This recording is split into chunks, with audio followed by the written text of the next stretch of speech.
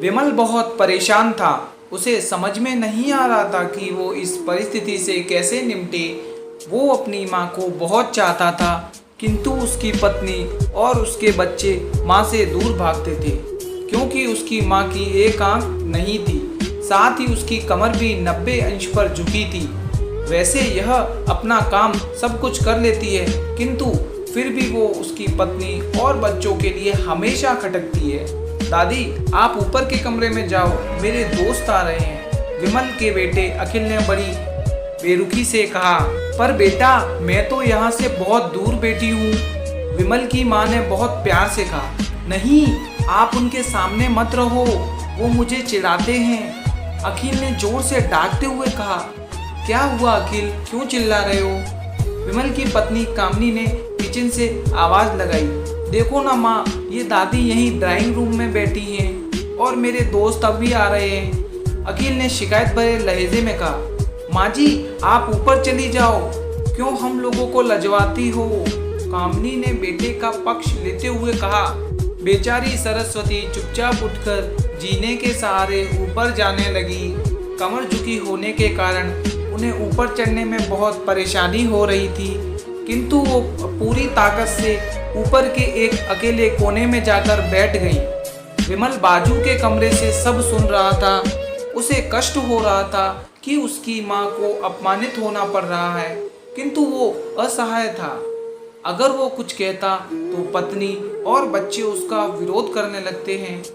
उनके तर्क भी सही लगते हैं, क्योंकि वो एक प्रशासनिक अधिकारी था और सामाजिक स्तर बहुत ऊंचा था। उसकी ससुराल भी एक उच्च घराने की थी, अतः वह चुपचाप इस तरह हर दिन अपनी माँ को अपमानित होते देखता रहता था। रात को विमल की पत्नी ने कहा, देखो जी, अब कुछ करो। कल कलेक्टर साहब की पत्नी आई थी, माँ जी अपनी देशी धुनधारा में उनसे मिली। मुझे बहुत शर्म आ रही थी बताते हुए कि ये मेरी सास है। मैंने तो कह दिया कि ये दूर की रिश्तेदार है, इलाज कराने आई है। विमल को रोना आ गया, किंतु फिर भी वह चुप रहा। उसे समझ में नहीं आ रहा था कि वो क्या करे। अपने बेटे की मन स्थिति को वो सरस्वती अच्छी तरह से जानती थी और बेटे को कोई कष्ट न हो, इसलिए वो हर बात को चुपचाप सह लेती थी। विमल बहुत उदास रहने लगा। एक तरफ परिवार और सामाजिक स्तर पर जीने की प्रतिबद्धता थी, तो दूसरी ओर माँ। आखिर माँ से अपने बेटे की यह हालत देखी नहीं गई। एक दिन उसने अपने बेटे से कहा, विमल, बहुत दिन हो गए हैं, मैं अपने गांव जाना चाहती हूँ, मुझे वहाँ पहुँचा दो, मेरा यहाँ मन नहीं लग रहा है। किंतु माँ, वहाँ तो कोई नहीं है, तुम्हारी देखभाल कौन करेगा? विमल ने आश्चर्य से पूछा।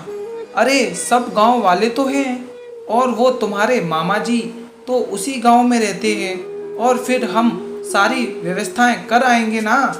कामनी को तो जैसे मन की मुराद मिल गई हो।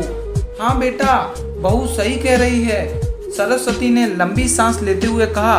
विमल जानता था कि गांव में माँ की देखभाल करने वाला कोई नहीं है, लेकिन अपनी पत्नी की जिद के कारण वह अपनी माँ को गोद गांव में छोड़ने पर विवश हो गया। माँ को गांव छोड़ते आते वक्त उसे रोना आ रहा था तथा अपनी बेबसी पर गुस्सा भी आ रहा था, किंतु परिवार, पत्नी और समाज ने इसके इन मनोभावों को दबा दिया और वो सुकून सा महसूस करने लगा। कुछ दिनों के बाद उसके चाचा, जो अमेरिका में रहते थे, आने वाले थे। जब विमल बहुत छोटा था, उसके पिता जीवित थे, तब वो भारत आए थे और उसके बाद वो अब भारत आने वाले थे। पूरा परिवार और आस पड़ोस बहुत उत्साहित था। अमेरिका से विमल के डॉक्टर चाचा आ रहे थे। रमेश ने जैसे ही घर में कदम रखा, सबने मिलकर बहुत उत्साह से उनका स्वागत किया। क्यों विमल, भाभी नहीं दिख रही, कहाँ है? डॉक्टर रमेश ने उत्साहपूर्वक पूछा। जी, वो गांव में रहती हैं, यहाँ उनका मन नहीं लग रहा, कामनी ने सपाट लहजे में उत्तर दिया।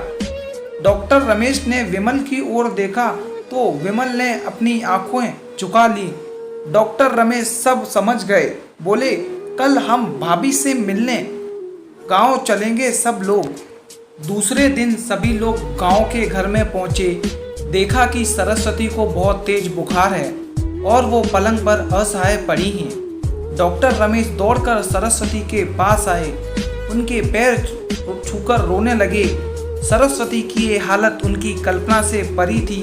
वाह बेटा विमल, तूने तो नाम उजागर कर दिया।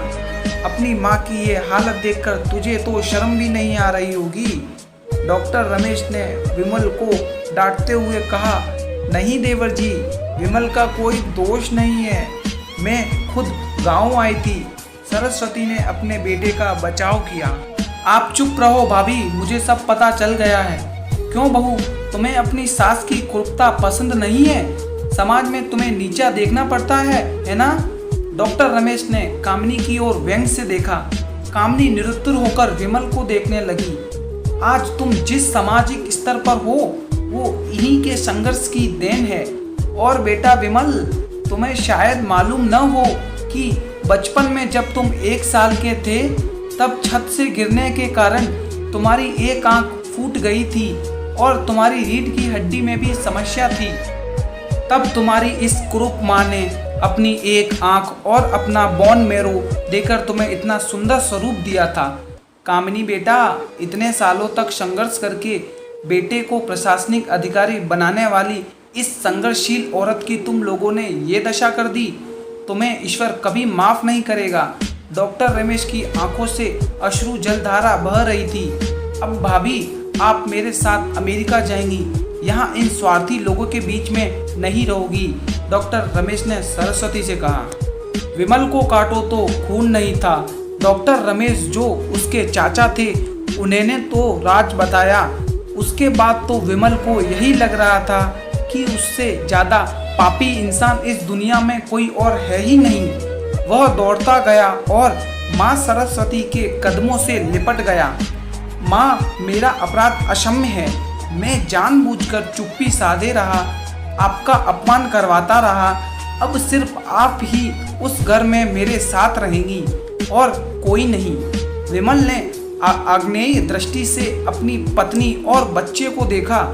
कामिनी को बहुत पछतावा हो रहा था, किंतु उसकी हिम्मत नहीं हो रही थी कि वो सरस्वती से आंख मिलाए। सरस्वती ने कामिनी की मन स्थिति को समझकर उसको पुचकारते हुए अपने पास बुलाया और विमल को डांटते हुए कहा, खबरदार, जो मेरी बहू को मुझसे अलग करने की कोशिश की तो तुझे ही घर से बाहर निकाल दूंगी। कामिनी और बच्चों ने सरस्वती के पैर पकड़ते हुए अपने व्यवहार पर माफ़ी मांगी और माँ के हृदय ने सबको माफ़ कर दिया।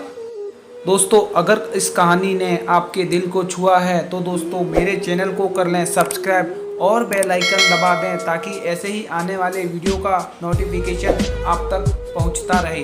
धन्यवाद।